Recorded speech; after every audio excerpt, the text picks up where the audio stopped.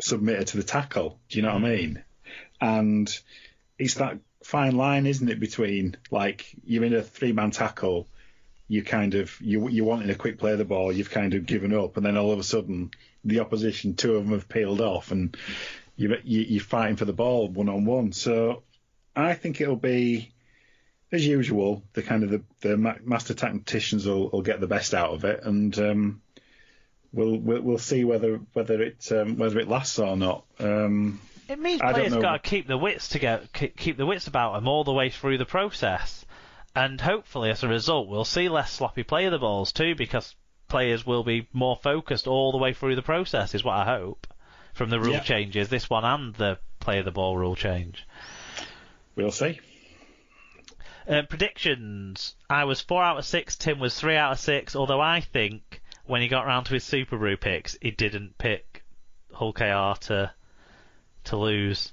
I don't think he did, because he had 4 right on that, and I don't get it. But anyway, in the Super Brew for the host Super Brew, David starts with a yellow cap, so his first week as a host and his first week with a yellow cap. Tim got the wooden spoon still, despite that change of heart about that particular result. In the main Super Brew, Craig, the expat Cass fan, he's got the week 1 yellow cap, so well done to Craig. Last year's winner Steve Pye picks up the week 1 wooden spoon. What a turn of events there. Pressure. Fantasy League, there's obviously an issue with the points, undoubtedly linked to all the problems with the published stats as they drive the scoring. And I still don't know what they're going to do to resolve the fact that there's loads of stats. There's 3 different stats that I think they've not counted at all, but maybe they have in the scores, because last time I checked just before we started recording, the scores are out, and it's not a hugely unfamiliar appearance at the top.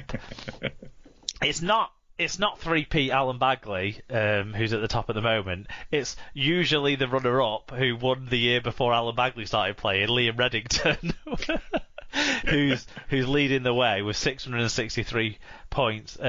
John Scotter's in second. He's always up there and thereabouts. I think John Allen's in third. Alan Bagley. Stephen Bowie, another one that's always there or thereabouts, is in fourth. I'm in 6th place, so reasonable start, I think. Long way to go. Yeah, exactly. Yeah. I don't think there was many other good names that came in, although Will Be Victor. That's his name as a person, so it's quite funny. Has just done a symbol like Prince, which I quite liked. So there you go. The artist formerly known as. Yeah. Yep. So the award for the best named team still goes to Mark Wilkinson for 7 Seas of Rye. Big fan of that. Big fan. Okay, make sure you get your fan reviews in on the Google form next week. Let's not make this a one-week wonder with all those amazing fan reviews. We've absolutely loved going through all of those. And even if it's taken a while to do it all, we've really enjoyed that. We're now going to do other results.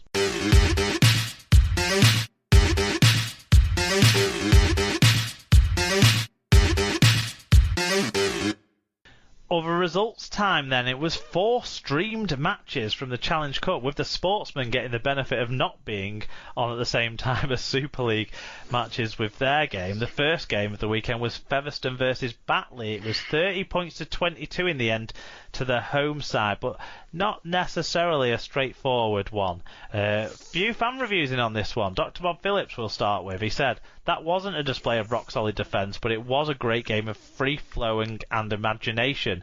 Fev were probably the better team overall, and I'm impressed by the Sportsman stream." Scoot says, "I'm really enjoying watching the championship teams in the Challenge Cup. Fev's lack of ball control nearly cost them, but they were able to sort themselves out and close out the game." Carson said, "Batley nearly got there, but 2 stupid penalties killed all momentum and Fev won it. Ben White with a really good game from a German point of view. Fev must raise some levels to have a chance on promotion." And Dr. Hideous says, "Great start from Batley playing up the hill. Oh, they're used to that. Capitalising on Fev errors. Yeah, Fev it's not a hill, it's a slope, innit, for them. Yeah. Fev woke up and replied with 4 quick tries, but by half-time, Batley were only 6 points behind. With the slope in their favour in the second half and repeated Fev errors, the game should have been comfortably Batley's, but they slacked off and let Fev back in to win. Mad skills from Johnny Campbell for his try. I completely agree. Johnny Campbell's try is the try of the week. The fact that we got to the last sentence of the fan reviews on that match before someone brought up Johnny Campbell's try is disappointing, because it was remarkable. There was a bit of consternation between people who disrespect women about whether it was on purpose or accidental, but I would say he meant to do what he was doing. He knew that was his only way of progressing the play, and he didn't make it. It was deliberate. Yeah, because you could tell that he wasn't just dropping. He didn't drop the ball. He dropped it onto his foot for the kick.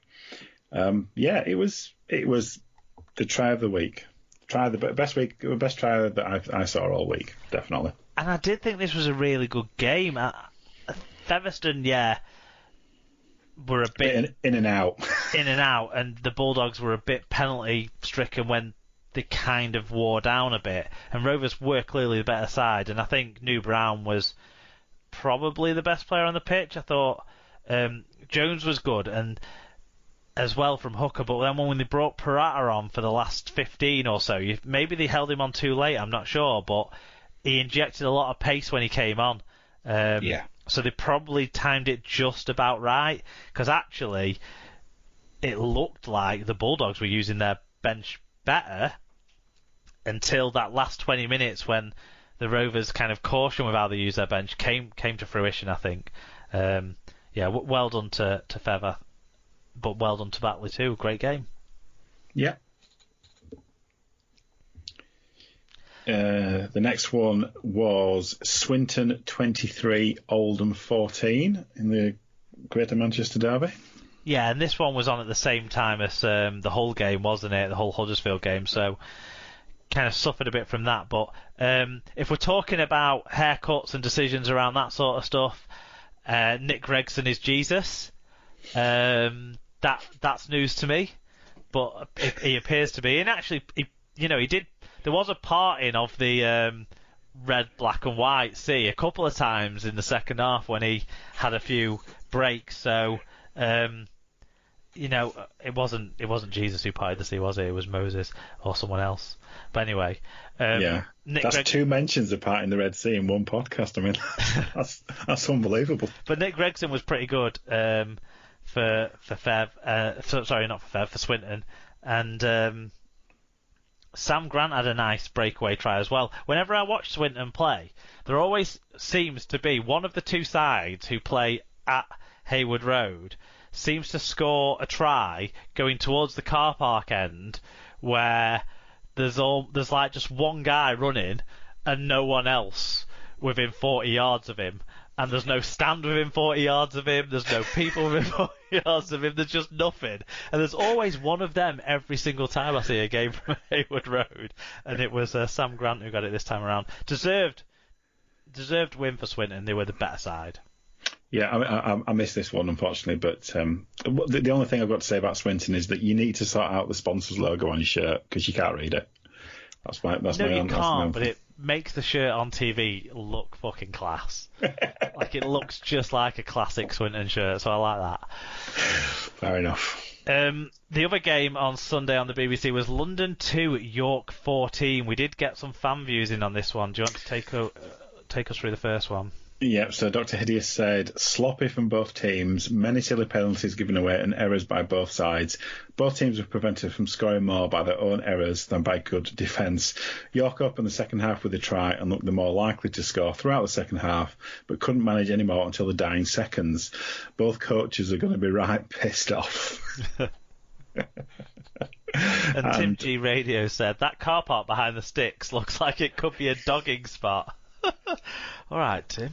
We're not interested. London look mobile, and if they can cut errors out, they could challenge. However, today showed they don't have much quality in depth.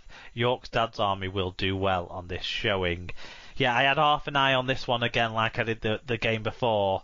And the young players in the Broncos side didn't seem ready. Because every time I looked, it did look like Navarrete, Krasniqi, Hindmarsh were setting up a platform for the young halfbacks, but they couldn't connect with each other at all throughout the whole game, and they really need to find some fitness out of one of the frontline more experienced halfbacks they've got. You know, if they had Corey Aston or Jared Samet playing in this match, I think they would have won, because the Knights were that scratchy too in windy conditions again.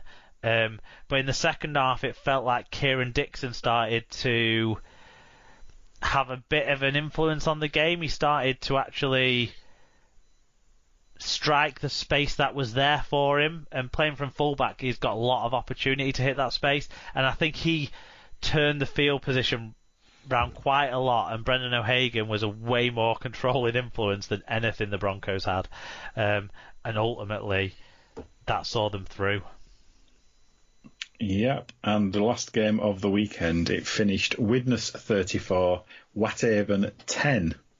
Yeah, and I have to say the rain was about half an hour behind in Widnes than it was in Kirkham, so it must have been coming from the northwest, sorry, the northeast towards the Vikings there. But yeah, Carsten said a close game for most of the first half, but Widnes ran away in the second half, and I did fall asleep.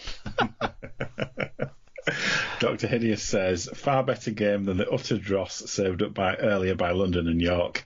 Haven looked on top for the first quarter, but Widnes came back, and the rest of the first half was very even, with Widnes' 10-point lead mostly down to luck. Third quarter again, I always thought Whitehaven were on the verge of a comeback, but Widnes were utterly dominant from 60 minutes onwards, and Whitehaven ran out of energy. Mark Butler said, a scrappy one. Widnes were a bit careless to start with, and Whitehaven did have opportunities to lead at the break, but tries either side of half-time took the game away from Whitehaven. The quality didn't really improve, but Widnes were never in danger of surrendering their advantage, and will see it as a decent afternoon's work. And the final word on this one goes to the Viking himself, Pod the Viking. Another win and into the next round. Not convincing, and plenty to learn from. I didn't see much of this one. The only thing I did notice is that Whitehaven had made a lot of changes to their side. Yeah. So they obviously they're more concerned about league than the cup. But yeah, I mean, yeah, Widnes look decent, but they haven't had the most difficult run into the last 16. I wouldn't say. No, but it was a similar pattern though to the game last week in that. The less fancied side started strongly and scored the first try, and it was a really good try, wasn't it? Yeah, very Callum good. Phillips scored, and I did find Dixon and Williams quite impressive in the halfbacks for Whitehaven, but there was just probably too many mistakes, too many pushed passes that just didn't quite come off for Whitehaven. A few times down the edges, and but they looked impressive. It'll be interesting to see what comes out of the biting allegation on the fullback Lachlan Walmsley. We'll have to wait till Thursday for that, won't we? For the championship disciplinary stuff. Wednesday or Thursday? Well, my 2p on it is if you put your fingers in somebody's mouth, what do you expect? That's my 2p on that one, because he definitely put his fingers in his mouth. So what to me. On the replay, he hooked for his face, didn't he? Yeah, he did. It was totally after the tackle was done. He came back in around his face with his hand. So I don't condone biting at all, but I don't condone what was done there as well by the Widnes player. It didn't seem right, but we'll see what comes out in the wash on that. The other thing to take away from this game for me is Lewis Else, if he can build himself up a little bit, he's a Super League player.